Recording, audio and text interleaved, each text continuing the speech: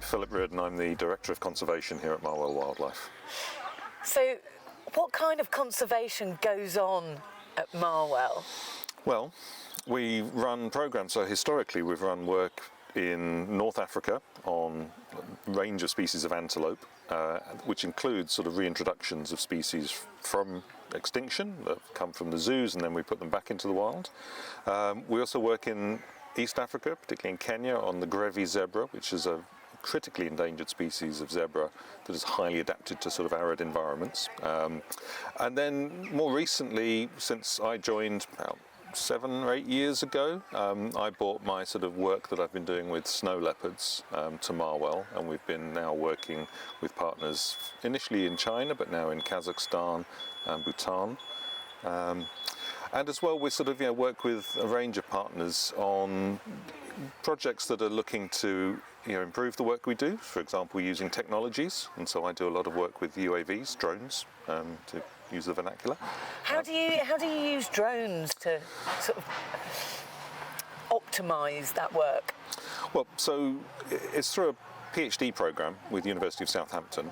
So we have a PhD student, and she's looking at precisely that question, to be honest. So the idea is that where we're working in very remote areas or working on species which are very dispersed over large areas, like snow leopards or like sort of antelope in North Africa, we might be able to sort of supplement the use of, say, camera trapping, where we sort of put out remote cameras on the ground and wait for animals to come past, or field surveys where we've got people in the field. If we can use drones, we can potentially cover a lot more area, and then also develop machine learning, sort of artificial intelligence algorithms on these drones to detect species over these large areas. And tell us about the conservation that goes on with snow leopards. Well, snow leopards for the longest time, so since the 1970s, when sort of some of the pioneers of conservation started to draw attention to the loss of mountain habitats, glaciers started to melt, the encroachment of human activities increasingly into those mountains, livestock, for example.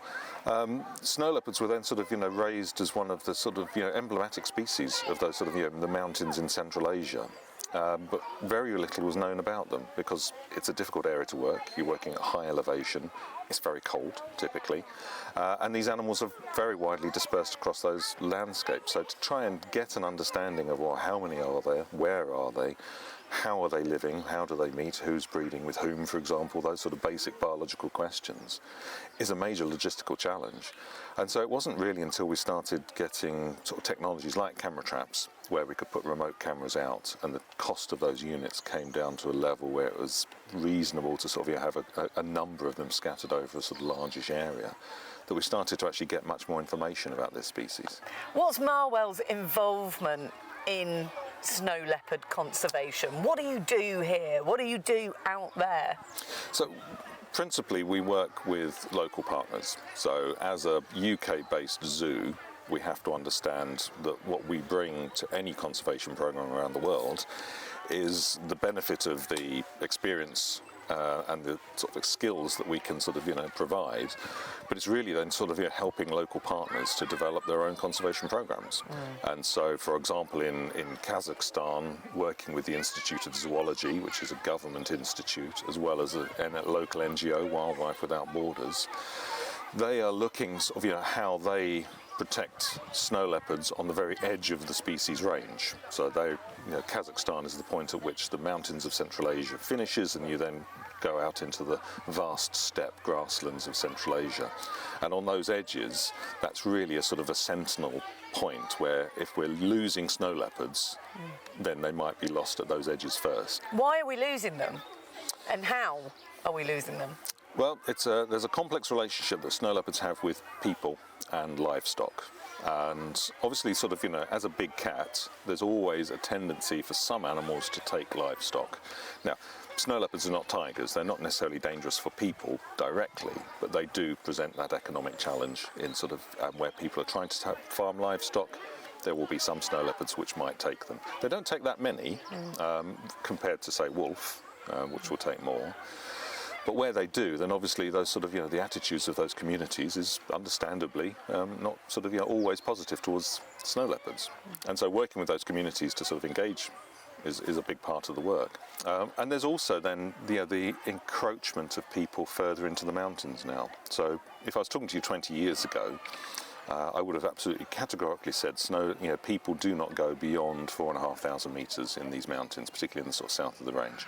Now, with climate change, the range over which people can sort of, send livestock and can sort of, forage during the summer months is now becoming much longer, and they're going much higher into the mountains. So they're going beyond 5,000 metres now where there is grass, vegetation is growing, where previously it wouldn't have been.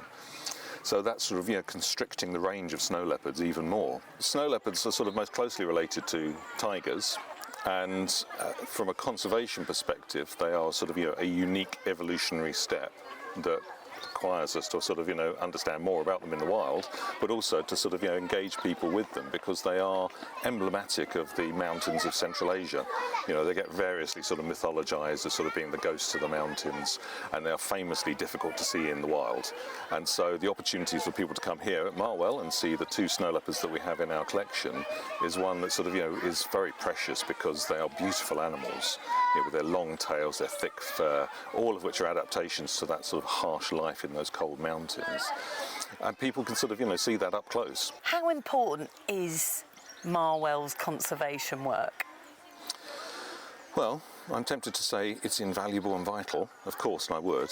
As the Director of Conservation, that's my job. But I think it is, what we're trying to do at Marwell is provide a linkage to the work in the field that we're doing to protect this species in its natural habitats, and all of those sort of partnerships that are seeking not only to understand how these animals are living, but also then to work with local communities to put in the steps that they can take to protect their livestock, their economic interests, and ensure that we've got some sustainable coexistence for these beautiful animals and people. But through Marwell, of course, having the species in our collection means that we can then make those linkages to people that come to Marwell to see these animals, and then we can, in a way, transport them to those mountains of Central Asia and understand more about why these animals are so valuable in those ecosystems, what they do in those ecosystems, which is, as a top predator, they are there as a sort of, an indicator of ecosystem health as a starter. So if you've got top predators in your ecosystem, then something's going well, because all of the linkages and requirements beneath them are being met. But a predator such as the snow leopard, which is roaming so far and wide, I mean, these animals over a lifetime can range over 1,000 kilometres, vast territories and sort of ranges. And that's required, because they need to ensure that within their territory they've got everything they would need to both, sustain themselves, and then also to breed and sustain the families. And so bringing all of that to people directly in Marwell, and having people that can come see these animals and then can start to think a little bit more about, okay, what does this mean? It's not just the animals in the enclosures, it's everything that goes behind that, is a really unique and valuable opportunity. And the enclosures, you've very obviously worked incredibly hard to recreate as closely as possible their natural habitat that they would live in. Where do you start with something like that? Well, our animal care team are second to none. I mean, their knowledge of the species that they're caring for, as well as then the research that they put into sort of, precisely engineering these enclosures to give them not just the sort of, all of the, the opportunities they need to exercise, this sort of, how they make sort of, feeding the animals, the nutrition, giving them a sort of a balance that is sort of, replicates what they would get in the wild, and essentially maintains their health and their welfare to a high standard. At Marwell, we've been pioneering with our work on animal welfare, and we have an assessment protocol which we refer to as AWAG, which is an Animal Welfare Assessment Grid, which is sort of a long title. But that gives our animal care and veterinary teams the opportunity to almost in real time just be able to sort of look across the whole spectrum of the welfare of an animal, where there might be challenges, so they can spot if an animal is sort of is looking like it's about to suffer, not even if it's suffering already, but they can spot that in advance and take steps to really mitigate it. And the enclosure design and the sort of work that our habitats team do to then sort of fulfill all of that is immense, and always appreciated, I'm sure, by the animals if no one else.